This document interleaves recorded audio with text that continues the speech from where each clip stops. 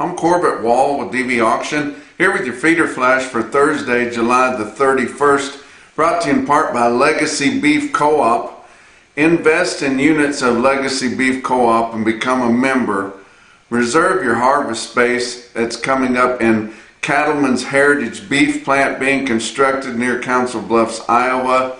What you want to do is get a hold of James Timmerman. He can give you the details, and the way you get in touch with him is find the information at legacybeefcoop.com. Cash feeders are too cheap. You guys are saying, what? Yeah, I mean, that's just they're too cheap.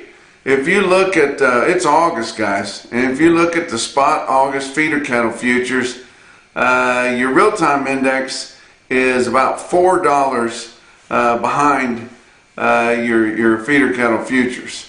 Your CME cash feeder cattle index, the latest that came out, is about $6 behind. So they're too cheap. They're not keeping up. Not very often do we see, especially whenever they're just about to come to maturity, to see your feeder cattle futures outrunning your cash when you're in a hot market like this. It's usually trailing shortly behind, but not this time. I tell you what, they've got it running up there big time. And it's just it's a bullish market. I tell you what, everything is just gangbusters. You know, I mean, we got excellent demand for fats. We don't have any fats. Packers are aggressive. There's no feeder cattle available. The corn's not going to make much money for these farmer feeders, so they're wanting to buy cattle to put in their feedlot and try to scratch out some money there as a way to make a living. We're short of cows. These calves are bringing big bucks, and guys are scraping them up, already putting those together for fall grazing. Just everything is bullish. And then we have President Trump is they come out with some data about the economy on Wednesday there. This economy is growing at a rate of 3%, which is way more than they had estimated. Inflation is down. The only thing is that Fed chair, he will not lower interest rates. That would be wonderful if he would lower interest rates, and I'm afraid Trump may have to fire him to get that done. But he's frustrated with it. But several days ago I was talking about Trump, and people got their feelings hurt because I'd used the word savior as I was talking to Trump. And we've got several Democrats that watch this video on a regular basis, and they dominate the comment section because they want everybody to know how woke they are and how liberal they are. But I didn't mean to upset you guys. What I meant to say about Trump is, when I said that, is in comparison, he's a lot like Jesus Christ in that we'll never be able to do enough to deserve everything he's done for us. So maybe you'll like that better. But I tell you what, he's got these tariffs. These tariffs haven't hurt us a bit. Bringing in all this money for this country, and he's using them to trade, to try to stop wars, to try to do this and that. He's got a additional 50% tariff that's going to be coming on beef from Brazil starting August the 1st. So, there's not going to be a lot of that coming across, which everybody's been having a fit about it because they bring that old brush-fed yuck over here, and then we mix it with some of our extra fat. It does add value to our fat, but people don't like it whenever they can call it a product of the USA when they do that, and that's absolutely not right. But with a 60% tariff on that Brazilian beef, they're not going to be doing much of that. But I don't know if we're going to be having $1.99 hamburgers at McDonald's anymore if we're doing that. And if the hamburgers in the fast food places get considerably higher, we're going to notice some downturn in the beef demand, because a lot of people just can't afford that. But I want to take another look at that excellent sale that they had in Uniontown, Alabama, at the Alabama Livestock's fall board sale there. It was excellent. I want to give you some more. We finally got the report from that. They had 86 pot loads of weaned calves and 62 loads of yearlings on that sale. And if you look at the roundup on the steer prices there, they had 91 head of 5-weight steers, not very many of them. They weighed 550 pounds at $390. There were 160 head of the light 6s. They averaged 620 at $360, $250. There was 2,151 head of heavy 6-weight steers. They'd all been weaned, averaged 675 with a weighted average price of $350, $624. 549 head of 7-weight steers, feeder steers, averaged 733 pounds with a weighted average price of $337.57. 3,825 head of 8-weight feeder steers, averaged 833 at $328.42, and 56 head weighed 900 pounds at $324.90. And I tell you what, that was an excellent sale. If you're interested in selling some board cattle with Alabama Livestock, go to their website, Alabama Livestock. Give Jimmy Seeley a call. He's a heck of a nice guy. You can do business with them. Or if you're interested in buying some of those cattle, get a hold of them too. You can watch that sale on DVAuction.com, and they have other regular board sales throughout the year, guys. I want to talk about your actually, let's talk about the Punchy picks. It's the last day of the month, right?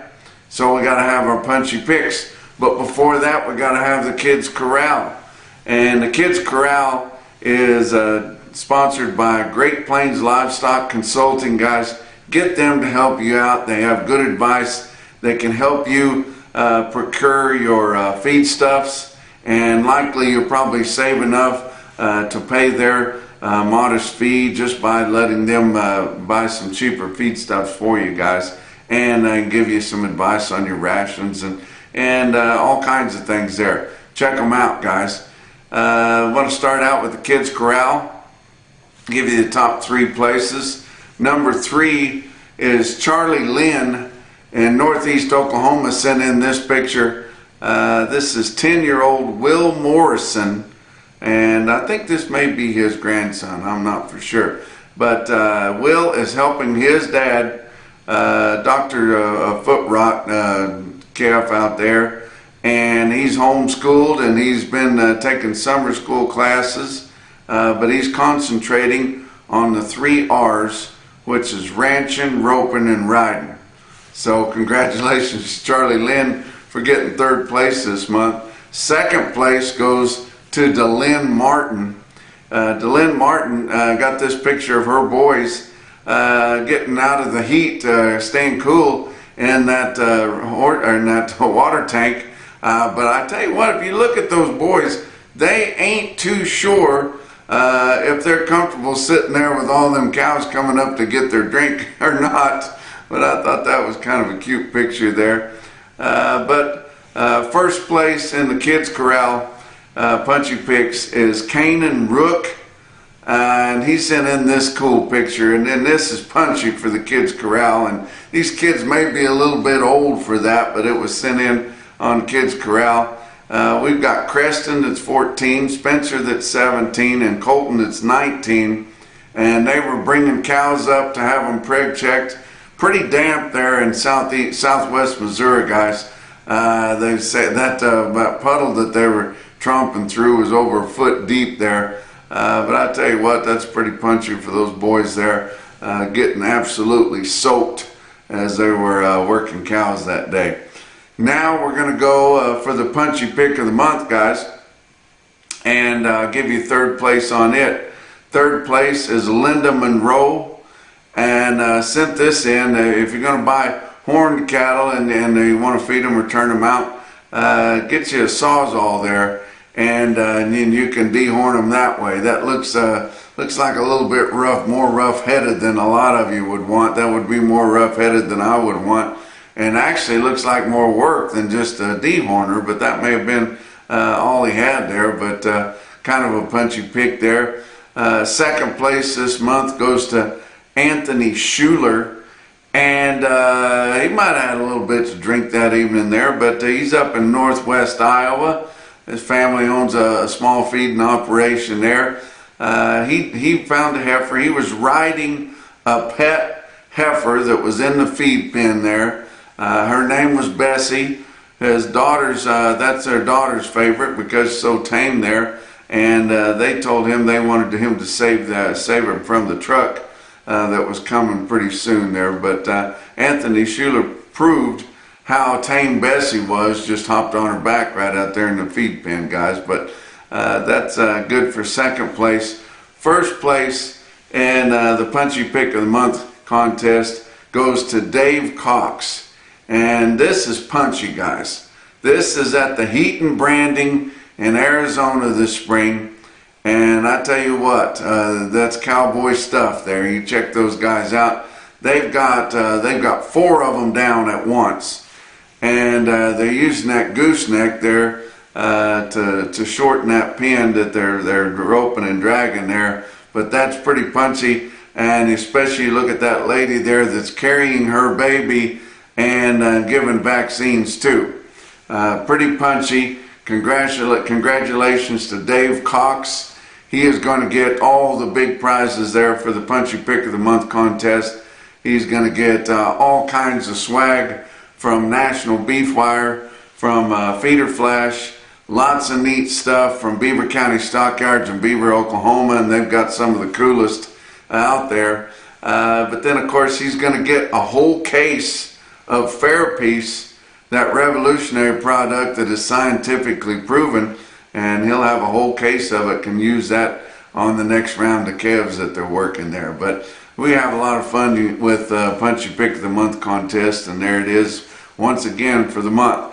Let's talk about your board on Wednesday. August live cattle futures up 335 at 233.07.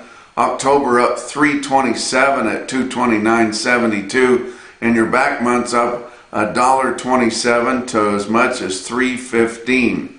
August feeder cattle up 275 at 338.95. September was up 267 at 339.75. Back months on feeders up 172 to up 282. Look at your December new crop corn up 1 1/4 cents a bushel at 412 1/4. November new crop beans down big, down 13 3/4 cents a bushel at 995 3/4. Beans now sunk below $10 a bushel, and new crop corn is just clinging to $4 a bushel. And I tell you what, that's pretty cheap. Probably if you count everything included, it would be below cost of production on all of them. You look at your hard red winter wheat for September, up 3.5 cents a bushel at 522. Your fat cattle trade, still not a lot, but we did see a little bit of trade, and your fat cattle market is going to be higher again this week, so it's going to set all-time record highs again. But on Wednesday they sold a load of cattle in Iowa, just 200 head for the week.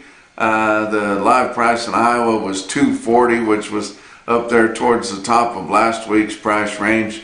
Nebraska sold just 100 head. They've sold 1,000 so far this week. Live price in Nebraska at $242. They've sold some cattle, small lots of cattle, or small pens or whatever, just a load here, load there, maybe to a regional in the Northern Plains as high as $245, guys, and as high as $385 dressed this week. Kansas, 1,200 head on Wednesday, 1,300 for the week, mostly $235, and that's a pretty good price there. But on the Fed Cattle Exchange on their Wednesday auction, they did sell some fancy cattle in Kansas at $237 negotiated cash, their live price. So that's a good price for them. Texas sold 200 head on Wednesday, where mixed cattle bring 235. Fed Cattle Exchange did sell some cattle, bid the grid. They were beef on dairy cattle that the packers like pretty good, and they were at 237 also. So what little is traded is a good price on your fed cattle negotiated cash direct. Auctions are pretty good later on this week. Sioux Falls Regional Livestock in Worthing, South Dakota had 750 head at the slaughter cattle auction. Fed cattle sold steady to $2 higher.